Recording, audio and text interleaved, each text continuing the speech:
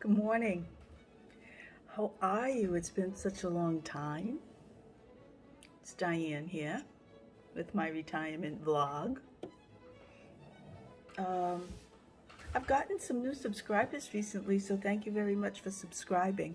I do a lot of different kinds of crafts, so I don't know what the new viewers might be looking for. I started out with just stamping and greeting cards, and then I kind of went to knitting. No, I went to sewing, then knitting. But anyway, here's what I've got today. It's a Sunday morning. It's not 8 o'clock yet. I've already been for my walk and taken a shower. My husband's at church, and I'm not. I was just sewing over here, and I thought I should do a video. It's been so long. So here I am. Let's start. I'm going to start with knitting, and I'll show you some sewing. Talk about that a little bit. Quilting just quilting, not garment sewing, quilting. And some cross stitch. Basically, that's how I've been spending my time these days. I cannot believe how hot it is already, and it's not even 8 o'clock. We don't have the air on yet, but it's coming on as soon as I finish this, I think. Well, it doesn't help that I went for a walk. Okay, I'm digressing. Gotta watch that. First of all, let's talk about my knitting. I have one finished object, which is a sweater. It is the Flax Sweater by Tin Can Knits. I actually knitted two of these, one for me, one for my grandson. I ordered Encore yarn from Webs, and I got enough that I ordered too much, so I made him one too. I don't have his still here, but I will put in a picture somewhere around here of him with his sweater on, making a goofy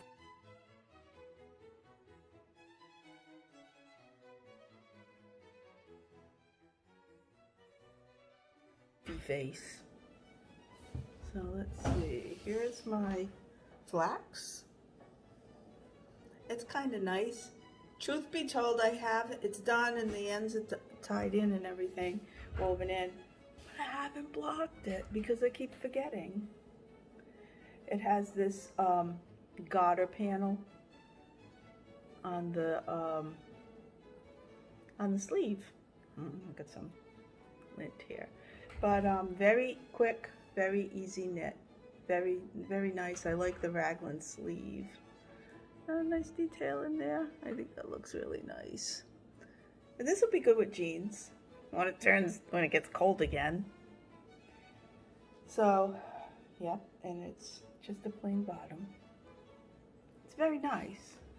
And probably my grandson's picture will go here. So that's I did those two finished objects. I can't think that I finished any other knitting. I know I haven't been recording for a while, but I haven't been knitting that much either. The next thing that I'm doing, the Ray Ray sweater. There it is. I should get it back so you can see it. The Ray Ray sweater. It's really cute. There's another picture of it. I saw this sweater, I was watching Skein Cocaine. She was making it, and I was fascinated by it, so I looked it up, and I said, gee, that looks nice. And I'm telling you, this is the fastest sweater I ever knit. Not that I've knit that many sweaters, maybe I've knit 4, but this one goes really fast. It's in a fingering yarn. I did it just like the picture, sort of, and it uses up little scraps. I'm looking for my yarn ball. It's the Cloud, I think it's called Cloudborn. I got this on Webs. It is, I think, a Craftsy buyout that they have. They're running out, but I mean, they still had enough. Check it out, see if they still have it. It's a Highland fingering. The color I used was Gray Heather, and then I just used scraps from all the socks I've knit. Well, not that, some of the socks I've knit. And this sweater fits really nice. I know, because I can try it on, because it's not done, but there's the front. It's got an interesting, that's the back of the neckline. This is the front of the neckline. So you see it makes for a nicer fit when you have it on. And this too is top down, knitting around. And I did, as the pattern called for, I did exactly what the pattern said for my size. And the sleeves will be that long. Let me show you what it looks like. This is what it looks like. It's really, and all I have to do is the other sleeve. You can see it's longer in the back than the front. Not a lot. I think it's the way I'm holding it. Here we go. It's about that much difference. See? And the stripes make it fun. I think you do 14 rows between stripes, so you're always engaged, you know. And this sleeve, all the stripes are done because you only go this far. I tried to make my stripes match with the sleeves. They don't really, but they kind of do. I have about, let's see, let me match up this blue stripe. When I match up the blue stripe, you can see that I have approximately, what, 2 inches maybe of stockinette, and then the ribbing. And this one will be done. So I think I'll block both sweaters at the same time. This one's very light. This is a very light, very quick sweater. And it fits nicely. And it uses Cloudborne. It feels good on your skin. So no worry there. So there's that. So those are my 2 knitting things. I'm thinking of frogging one of the sweaters I made 2 years ago. I made the Tanya sweater. And I used Farmer's Daughter yarn, and it was very pretty, but I never liked the way that thing looked on me, and it had a lot of mistakes in it. So I think I'm going to frog that and make this Ray Ray again. Oh, and I want to tell you what Ray Ray means. I thought this was cool. Ray Ray, R-A-I, means woohoo, let's party in Finnish. So, woohoo, let's party. Okay, let's see what else I have. Okay, so that's it for knitting. I don't know, yeah, so I think I'm going to frog something I already have and knit that up because this went fast and it gives a nice fit. And yeah, so I think I'm going to just do a repeat sweater. So pretty boring, nothing exciting. So as far as quilting goes, a year ago, Editor Sata did Mystery Quilt 2021, and because we're in the midst of the pandemic, that was when we really were in lockdown, I decided to do it. It was like 100 blocks in 15 days, and I was pretty much on time with it, and I finished it quickly, but I never quilted it. So she began another mystery quilt for 2021. And I thought, well, I had the perfect fabric for it. She works a lot in blue and white. I think those must be her colors, blues and whites. And I had a half yard bundle in blues and light blues and dark blues. So I thought I would make the quilt this year from that fabric. Well, I wasn't sure because I started a week late again. No, not again. Last year I was on time. This year, I kept watching it and saying, yeah, I'm going to use this, because they had a Craftsy buyout at Lorraine Fabric, and I went and bought a number of bundles there in case, you know, something came up. And the blue bundle I have, let me show you.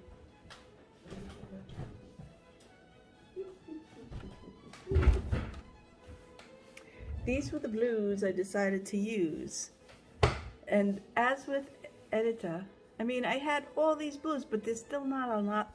When she says a light, she doesn't necessarily mean this. She means more white in it or more off-white.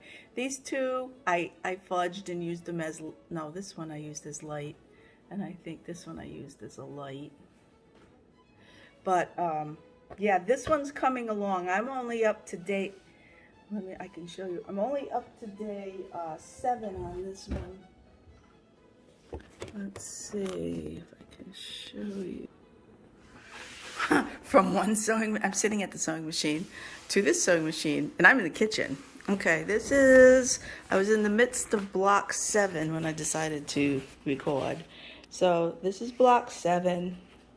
Had to make 8 and 8, 16 of these. These are my least favorite block of all time. You have to make the half square triangle. You do the half square triangle block.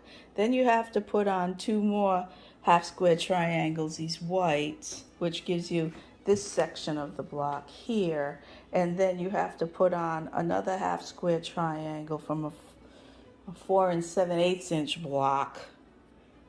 I just don't like the measurements. And you try not to lose your points. I'm doing better. That's one thing about doing a mystery block or a quilting challenge. Because you're doing it and you're doing it almost every day, your piecing does get better.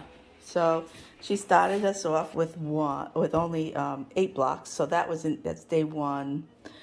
Let's see, block 2 with these little tiny pieces. Then block 3, we made 3. So you see, this day we had to make 12. This day we had to make 20. 16 and 4, I think it was. Only 8 on the first day. Here's block 4. Which, these paisley were in a, what do you call it? Layer cake that I got at Lorraine's as well. I just was looking at a layer cake and this was pretty, so I thought I'd stick it on there for a medium blue. Not that I didn't have enough blues. This is the only block, like, I had to have, 4 of these and 8 of these. I don't know that they make the light dark. Let's see if I look at just one. I suppose it'll be okay. It's like an hourglass block.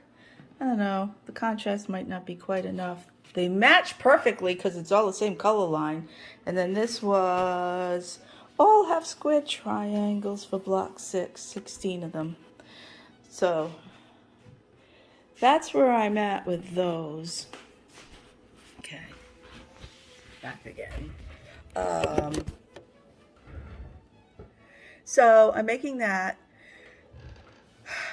But because I was making that, the reason I started late too is because I decided that, well, I finished that other mystery quilt last year at this time and I never quilted it.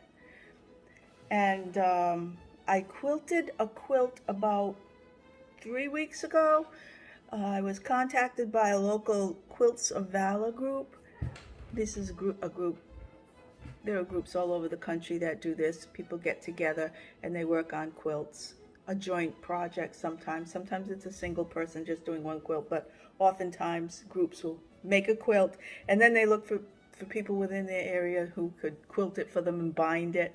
Well, I was contacted and I said, yeah, I'll do a quilt. I'll do a quilt for you. I said, I've got like 3 quilts of my own to do, but I'll do yours and I'll do yours first. So I quilted it. She said, now I just have to find someone to bind it. I said, okay, I'll quilt it and bind it. So I quilted and binded. I quilt and bound that one. Gave it back to, her name is Sandra. She is in charge of a local group of Quilts of Valor. And she did the presentation last Saturday at Cumberland Library. I didn't get to go because we had company and such. Yeah, people starting to have company, imagine. So that kind of prompted me to get back on the long arm. So I quilted this quilt I had from last year, the Adidas mystery quilt, because I had in mind I wanted to give it to Cindy, my, well, she's like my sister-in-law, my sister-in-law, and she lives in Woodbury, Connecticut.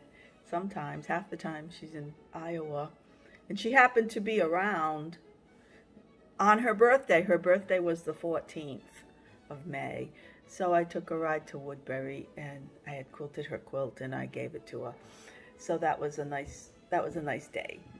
I never gone out to Woodbury before. I go to Connecticut, but I hadn't been there. So that was good. Now I know where she lives. when she's in New England, you know, when she's on this coast and not mid-country, what do we call it?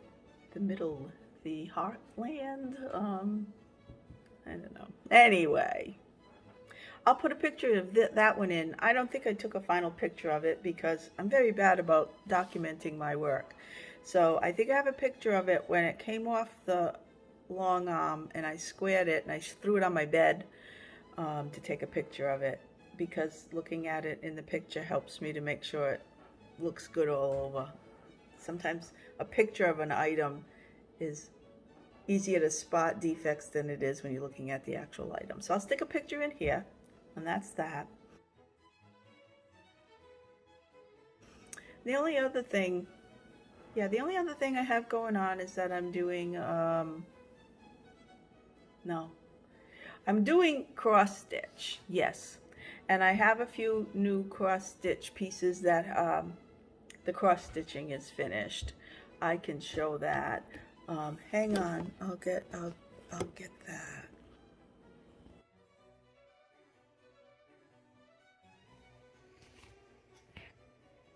Okay, so I'm downstairs now. I decided just to record this downstairs. Let's see. This is the last cross stitch I finished. This is called Sew by Row. It's a Lori Holt pattern, and it's so cute. The scissors.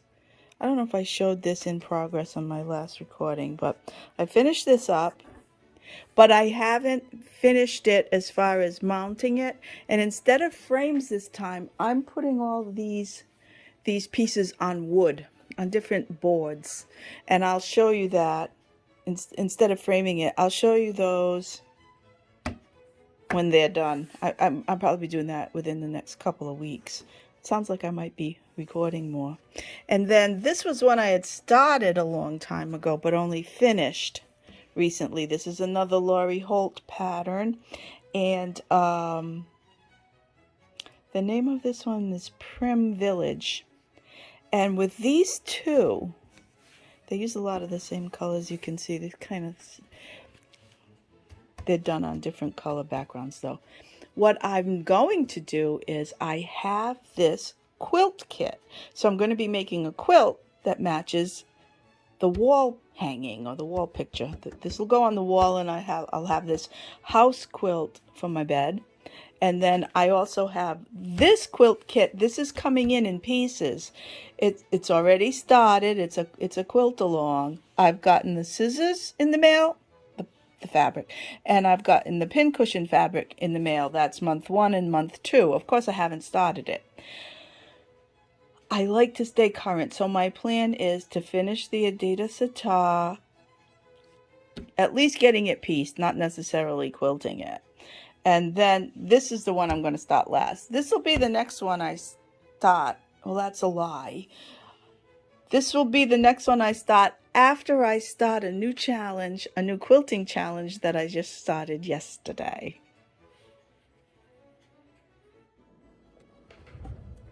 Okay. So I was starting to say that I'm going to start the Hoop Sisters. I've always wanted to do a Hoop Sisters quilt and never did. Never really understood how it worked. Never was around when they started. Well, it started last Monday, and yesterday I got an email from Emma's Quilt Cupboard in Franklin saying that you can still join.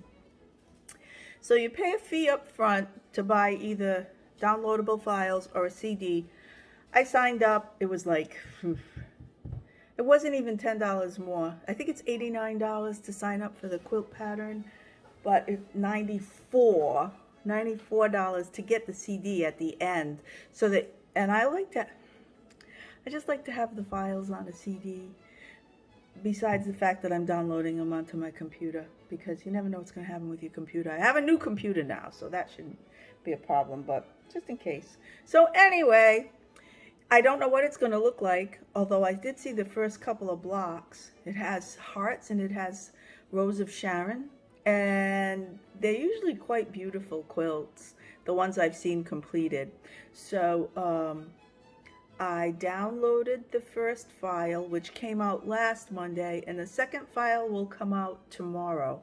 I don't have anything as far as the fabric. I quilted the PDF. I printed out the PDF for this quilt. It shows you what colors fabrics you should get, how much, the kind of stabilizer. Well, and they have this stuff called, I've never worked with it. Generally, it's machine quilting. The quilt will be a machine quilted quilt. And Usually you use a stabilizer and you use batting. Well, apparently Hoop Sisters has created this very expensive product called Battleizer. So it's batting and stabilizer together. And it looks to be quite expensive if you buy a whole roll of it, but that's always your best bet if you're going to be doing this. So I'm gonna go over to Emma's quilting cupboard today. It's Sunday, but she opens at noon, I think. I'm gonna have to check it all the times, and at least get I never used water soluble invisible thread or water soluble thread, and that's recommended for this quilt. So I guess you do some stitch out that has to disappear afterwards, so you just stick it in water and it melts. This should be quite an experience, but I like learning new things. I like challenging myself. I don't go anywhere or do anything, so sitting around in the house is pretty boring. So I like to keep doing things, and I have quite a variety of things from which to choose. So that's about it as far as my makes, at least some of them. I know I'm forgetting other things that I'm doing, but that's okay. Talk about sitting around doing nothing. I do have a plan to go to Rhinebeck if it happens in the fall. So that's something to look forward to. Third week of October might happen.